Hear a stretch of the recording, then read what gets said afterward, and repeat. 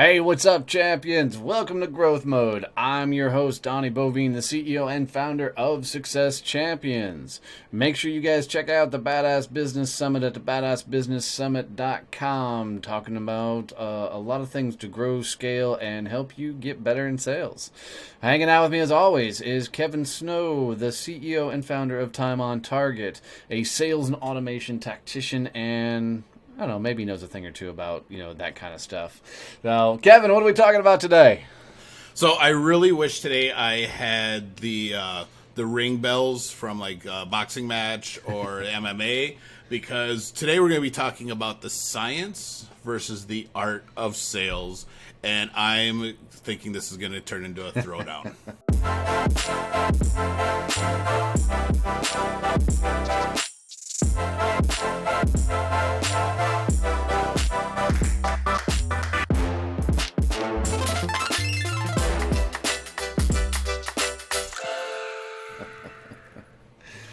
So let's just start off with I'm right, you're wrong. That's not how this works. That is not how this works. So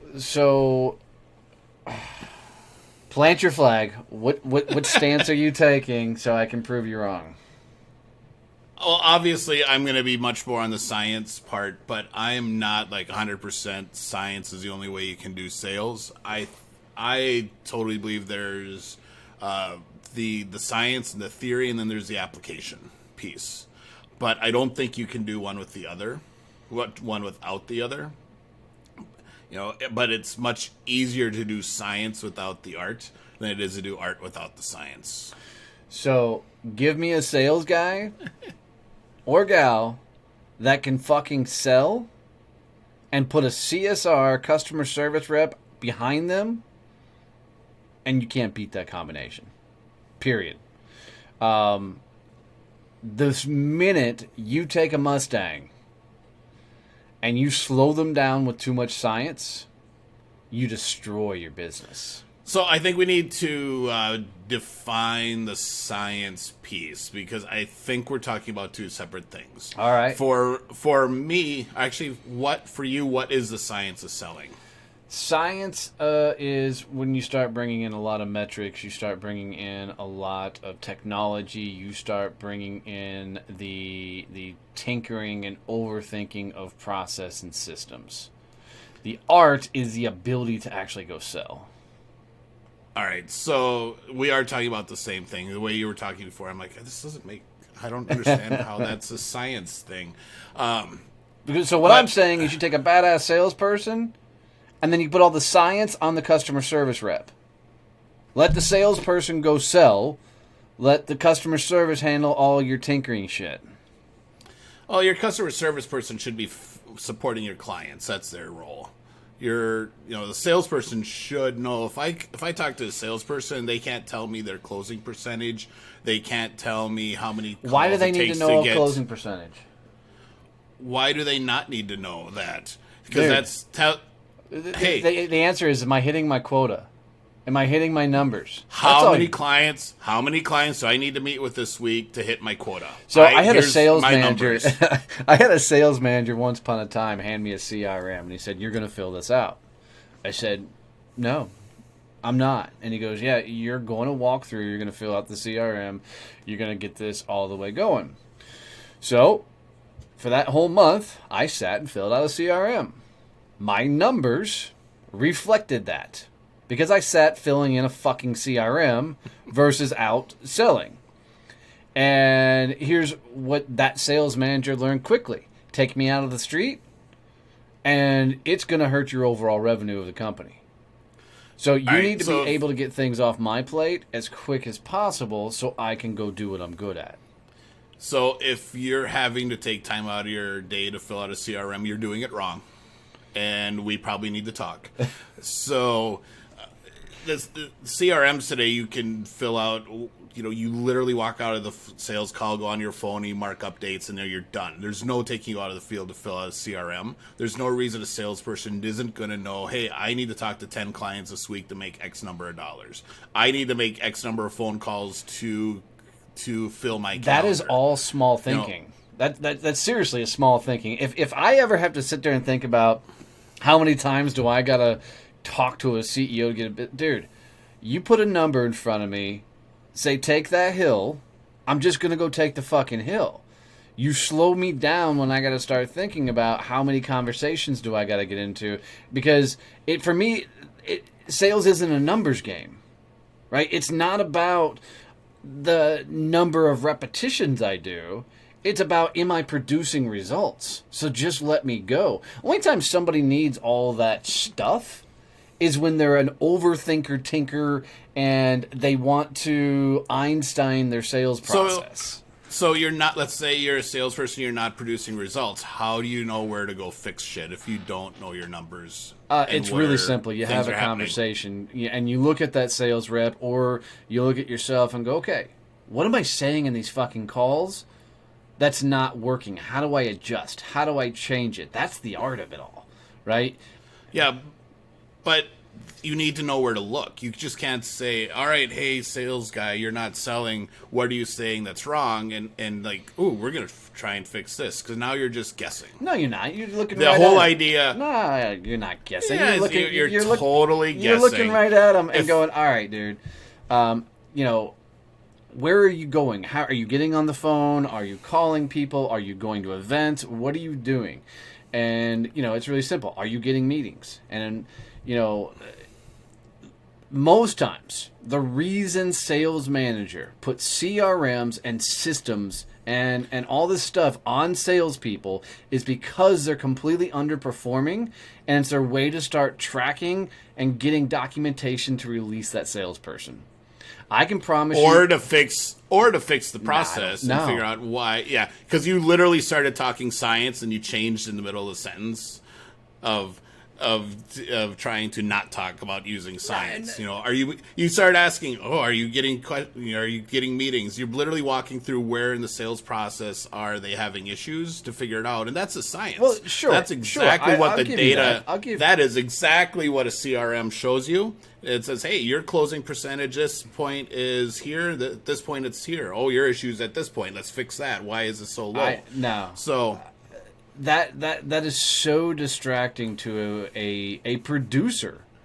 You do that for people that can't sell. I promise you do that for people that can't sell. Underperformers. If you're a producer, if you're a producer, it's not as big of a deal. Yeah, you're doing tweaks. I mean, that's the entire debate. Is do you have a team of producers? Or do you have a shitty manager that doesn't know how to fucking let them run?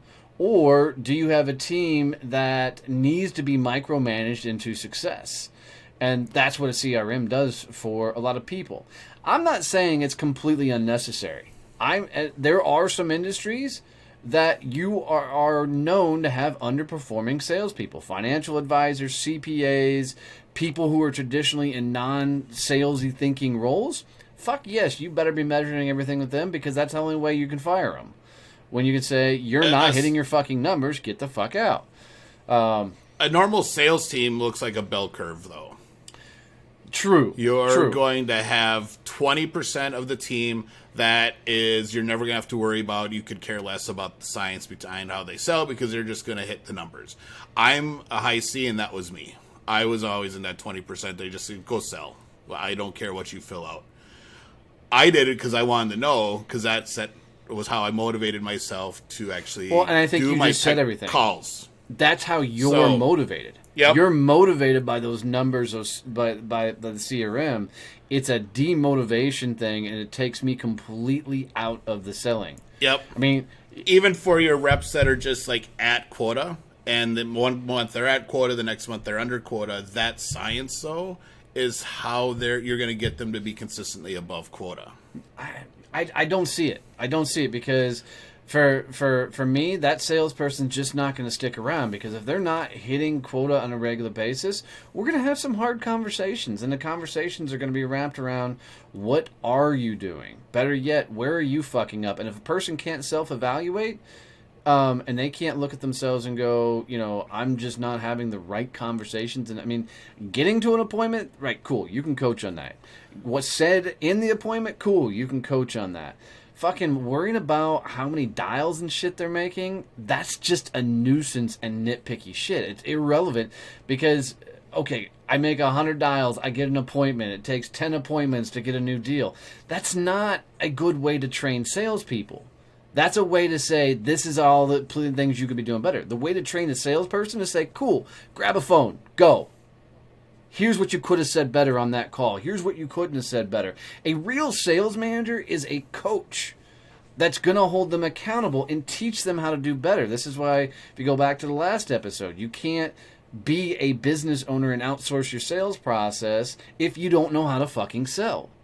It comes down to your job as a sales manager, as a business owner, is to guide your team to success. You got to know what intrinsically motivates them. You got to know what intrinsically drives them. And if you get them too caught up in the tinkering, the thinking, and all that stuff, you're holding them back. I don't think so. I don't think you're holding them back at all. I think it's especially on the manager side. Obviously, a sales guy, you don't want them sitting in the office looking at their numbers and just doing math all day. But your manager, that's the whole reason that the CRM is there, so that they can have visibility into the entirety of the process for their entire team and see where the differences are on when that sales rep leaves the company. Who gets that information? If a sales rep is terminated from that position, or they take a new job, who owns that information in the CRM? Well, the business does. Absolutely. That's the only reason for a CRM. No, that is not the only reason for a CRM. I mean, but I would tell you that if you have a high need for a CRM for your sales team, then you have the wrong sales team. There is a benefit to being able to track and know what's going on with clients. I like a CRM for that. To know specifically what's happening with clients so we can have conversations. But it's really easy to know if a salesperson is performing or underperforming. And then you go coach specifically to that. The idea of tracking how many dials, how many meetings, all that stuff is... Well, and that's not even the science that I like to track. That's the easiest, the most readily available information for most people is what they think of as like tracking dials. For me, the science that I like to track and that I always look at when I was working with clients was deep diving into their process and knowing the closing percentages at different stages. Because that allowed me to really focus in on, all right, we need to work on this stage and figure out why this stage is underperforming and why you're losing clients here.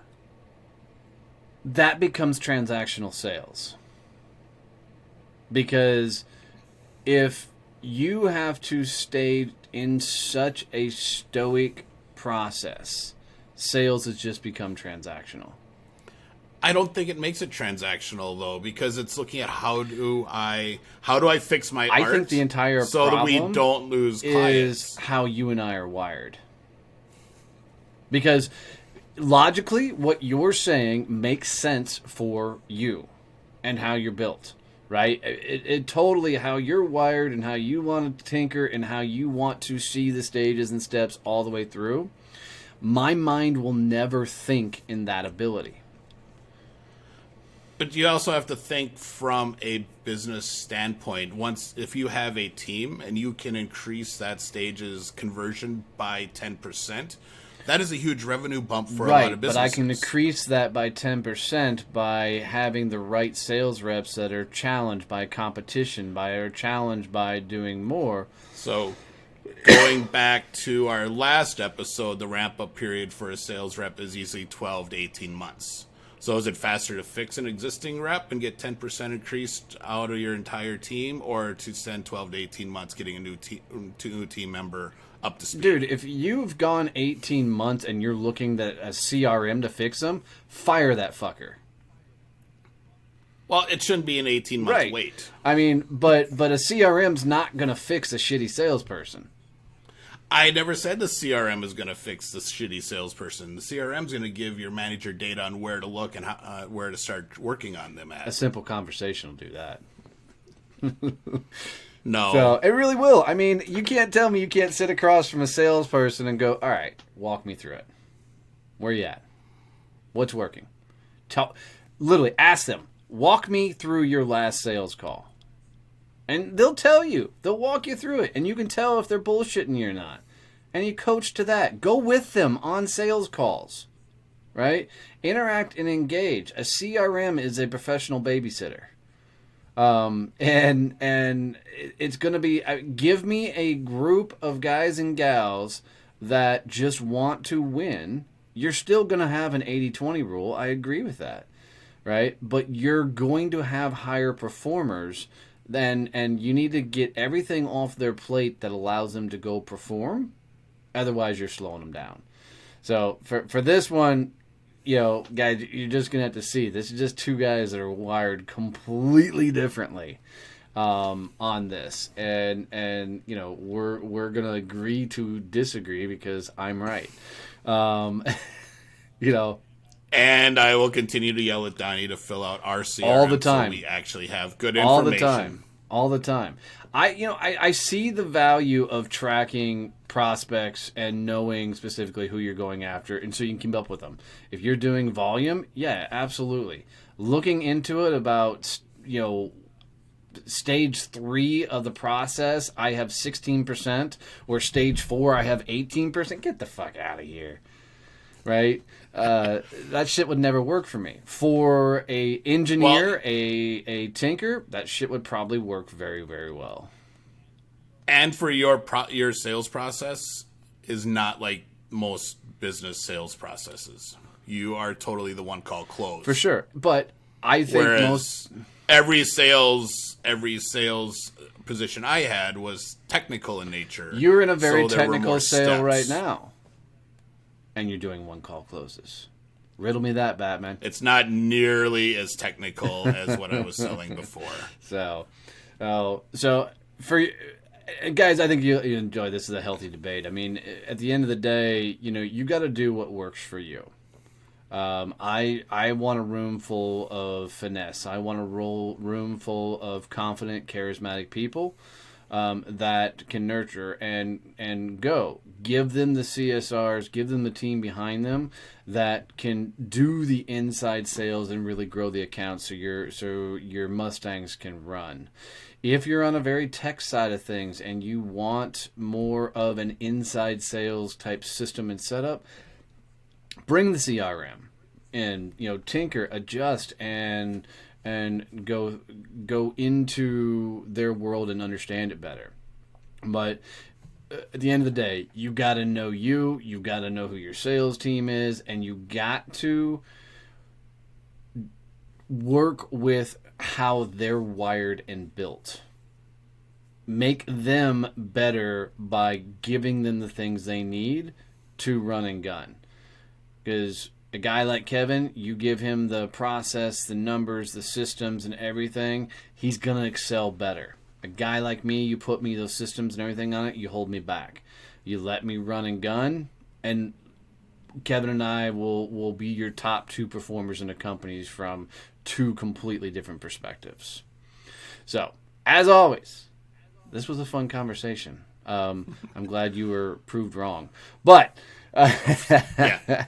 As always, guys, right. If you guys got any value out of this, do us a favor and share it with somebody. Subscribe and follow. We appreciate the hell out of you guys. Love you, mean it. See you, bye.